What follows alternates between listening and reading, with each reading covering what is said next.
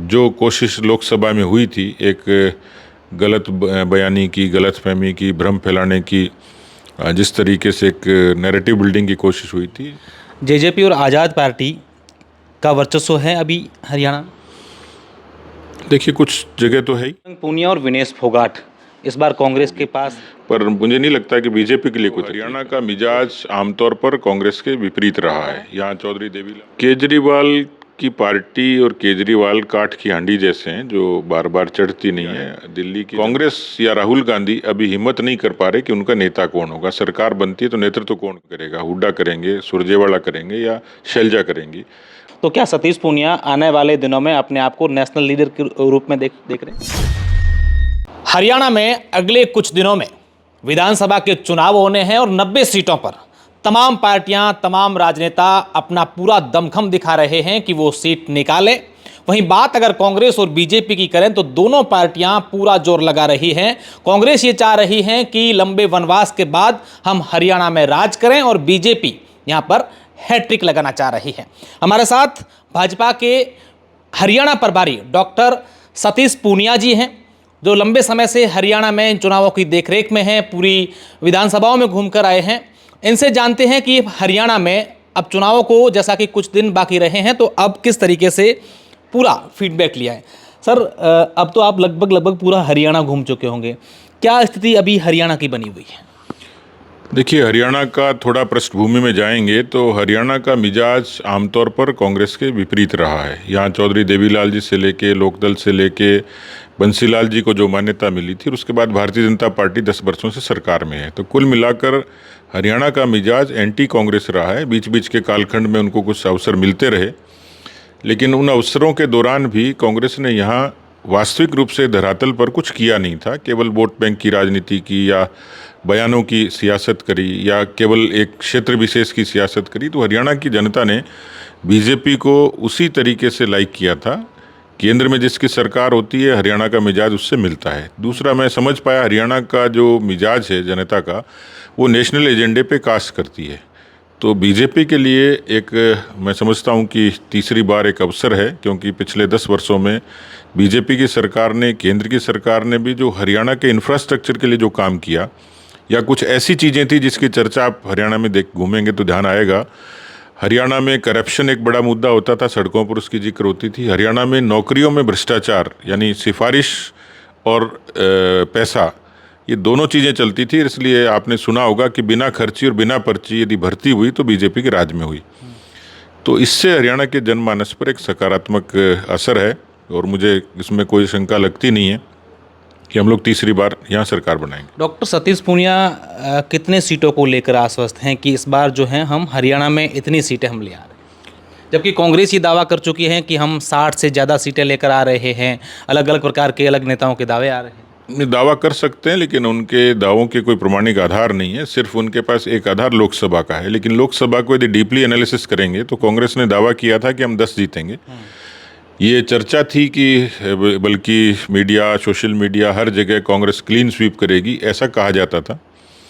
हम 5 सीटें जीते, ये ठीक है कि हमारी आंकड़ा 10 से 5 आ गया, लेकिन कांग्रेस के लिए इसलिए कंफर्टेबल नहीं है वो आंकड़ा कि हमने जब विधानसभा का एनालिसिस किया तो तमाम प्रतिकूलता के बाद, जिसमें नैरेटिव्स इतने हमारे खिलाफ चले, संविधान से लेके, आरक्षण से लेके, जातियों के विग्रह से लेके तमाम चीज़ें, उसके बावजूद भी हमने 5 सीटें जीती। 44 सेगमेंट पे हम लोग आगे रहे। यानी कांग्रेस लोकसभा के उस आंकड़ों में भी भारतीय जनता पार्टी से पिछड़ी हुई है, बल्कि 4 सीटें आम आदमी पार्टी को उसमें बढ़त थी।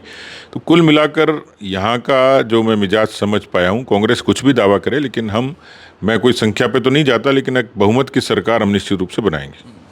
सतीश पूनिया की जिम्मेदारी किस तरीके से देखते हैं हरियाणा में? जिस तरीके से आपको जिम्मेदारी मिली है, लगातार आप जा रहे हैं, इस चीज़ का कितना क्या एनालिसिस किया? देखिए, पार्टी जो काम देती है हमारे लिए, मेरे जैसे कार्यकर्ता के लिए कोई काम छोटा बड़ा नहीं होता और किसी आशंकाओं से प्रेरित नहीं होता। परिणाम क्या होगा उसकी परवाह कम करते हैं, लेकिन अपना परिश्रम पूरा करें, पार्टी को सर्वश्रेष्ठ देने की कोशिश करें। वो मैंने पिछले लंबे अरसे से किया है। संगठन की कुछ गतिविधियां बढ़ाई हैं, कुछ राजनीतिक, कुछ रणनीतिक तौर पर कुछ चीज़ें करी हैं, और इसलिए मैं अपने आप को जो अपनी भूमिका से संतुष्ट भी हूँ और और भी अपनी तरफ से पुरजोर कोशिश करूंगा कि हरियाणा में बीजेपी अच्छा प्रदर्शन करे। सर, हरियाणा दिल्ली के बॉर्डर पर हैं, राजधानी के बॉर्डर पर हैं, और यहाँ दो मुद्दे, चाहे किसानों का आंदोलन हो, उसके बाद खिलाड़ियों का आंदोलन, क्या उसका असर इन विधानसभा चुनाव में देखने को मिल रहा है? कतई नहीं है, क्योंकि कुछ चीज़ें तात्कालिक होती हैं और कुछ चीज़ों पे बाद में धीरे धीरे उसके बारे में जब सत्यता सामने आती है तो उन चीज़ों का प्रभाव कम हो जाता है। मेरे ख्याल से बीजेपी इकलौती पार्टी है जिसको सभी वर्गों का, सभी जातियों का और सभी क्षेत्रों का वोट मिलता है, और इसलिए किसी समय और ख़ास तौर पर देश में कुछ अलग अलग चैनल्स पर, कुछ सोशल मीडिया पर ज़रूर इसकी चर्चा होती थी, लेकिन आज धरातल पर वो चीज़ें नहीं हैं। लोगों ने बीजेपी को पसंद भी किया है और वो तात्कालिक जो चीज़ें थी वो धूमिल हुई हैं। कांग्रेस में देख रहे हैं कि सुरजेवाला ग्रुप हो या हुड्डा ग्रुप हो या फिर कुमारी सैलजा अलग है, कई खेमों में बंटी हुई है, उसका फ़ायदा सीधा बीजेपी को होता हुआ नजर आ रहा है। स्वाभाविक है, हालांकि हम लोग सत्ता में आना चाह रहे हैं अपनी खूबी के आधार पर, अपने कामकाज के आधार पर, अपने कैडर और संगठन के आधार पर, लेकिन राजनीति में यदि शत्रु या विरोधी या प्रतिपक्ष यदि कमज़ोर होता है या विग्रह होता है, उसका लाभ निश्चित रूप से मिलता ही है। हमने यहाँ नायब सैनी को मुख्यमंत्री के रूप में घोषित किया है। कांग्रेस या राहुल गांधी अभी हिम्मत नहीं कर पा रहे कि उनका नेता कौन होगा। सरकार बनती है तो नेतृत्व कौन करेगा, हुड्डा करेंगे, सुरजेवाला करेंगे या शैलजा करेंगी, और इसलिए ये जो विग्रह है ये कांग्रेस के अंदरूनी तौर पर बहुत नीचे तक गहरे है और कार्यकर्ताओं में, उनके नेताओं में असंतोष का भी बड़ा कारण बनेगा। तो इसलिए स्वाभाविक तौर पर कांग्रेस में यदि विग्रह होगा तो उसका लाभ बीजेपी को ही मिलेगा। पूनिया जी, सबसे बड़ी चुनौती हरियाणा में किसको मानते हैं कि ये चुनौती हमारे सामने इस वक्त सबसे बड़ी बनी हुई? नहीं, मुझे लगता नहीं अब किसी तरीके की कोई चुनौती हमारे समक्ष है, क्योंकि कैंडिडेट्स की लिस्ट के बाद लोगों ने कंपैरिजन किया, हमने उम्दा कैंडिडेट दिए हैं, संगठन को हमने दुरुस्त किया है, पहले से काफ़ी अच्छी व्यवस्था थी और ज़्यादा ठीक किया है। मुद्दों के आधार पर भी हम कांग्रेस से बहुत आगे हैं। वो हिसाब मांगते थे लेकिन खुद का उनका कोई हिसाब किताब था नहीं। तो मुझे लगता है कि बहुत बड़ी चुनौती किसी तरीके से मुझे लगता नहीं है। बस ये है कि जो कोशिश लोकसभा में हुई थी, एक गलत बयानी की, गलत फहमी की, भ्रम फैलाने की, जिस तरीके से एक नैरेटिव बिल्डिंग की कोशिश हुई थी, कांग्रेस उसमें थोड़ी सी लेकिन बहुत ज़्यादा सफल नहीं हुई। इस बार वो पूरे तरीके से विफल हुई है, इसलिए मुझे लगता नहीं कोई किसी तरीके का चैलेंज। बजरंग पूनिया और विनेश फोगाट इस बार कांग्रेस के पास कह के बड़ा मुद्दा, इन दोनों का नाम लेकर के चुनाव, ये सियासी गलियारों में चर्चाएं हैं, आप इसको किस तरीके से देखते हैं? क्या प्रभाव इन दोनों का पूरे हरियाणा में पड़ रहा है? देखिए, जो भी व्यक्ति है वो किसी भी फील्ड में हो, राजनीति हमारे यहाँ सबको अवसर देती है, लोगों को आना भी चाहिए, काम करना भी चाहिए। और राजनीति वैसे तो एक लंबी तपस्या का खेल है जिसमें पहचान, उनका अपना काम, ये सब मायने रखती हैं। तो एक लिमिटेशन नए आदमी के लिए रहती है। तो मुझे लगता नहीं है कि कांग्रेस के लिए कोई बहुत इस तरीके का कोई एकदम से कोई समीकरण बदलने वाला काम हुआ होगा, लेकिन चर्चाएं होती हैं, ठीक है, वो तो राजनीति का एक सामान्य मिजाज है, उसकी चर्चा होगी।